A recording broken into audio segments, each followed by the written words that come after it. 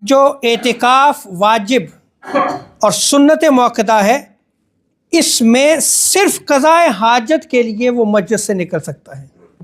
قضاء حاجت کیا کہ اس کو پیشاب آیا ہے، بول و براز کرنے کے لیے ظاہری بات ہے اس کو مسجد سے باہر جانا پڑے گا، تو اس کے لیے وہ باہر نکل سکتا ہے۔ تو شرعی ضرورت کے تحت بندہ جو ہے وہ مسجد سے نکل سکتا ہے۔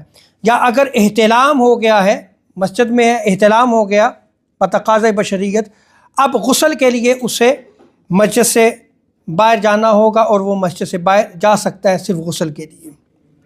اور اگر مؤذن ہے تو وہ اذان دینے کے لیے مینار پہ اگر جانا اور راستہ باہر سے جاتا ہے تو وہ اذان دینے کے لیے جا سکتا ہے۔ اور اگر وہ اعتکاف واجب ہے یا سنت موقدہ ہے، جیسے کہ ابھی رمضان المبارک کا اعتکاف سنت موقدہ ہے، تو ایک لمحے کے لیے، ایک لحظہ کے لیے بھی ضرورت شرعی یا ضرورت طبی کے بغیر مسجد سے باہر نکل گیا تو اس کا اعتکاف فاسد ہو جائے گا، اس کا اعتکاف ٹوٹ جائے گا۔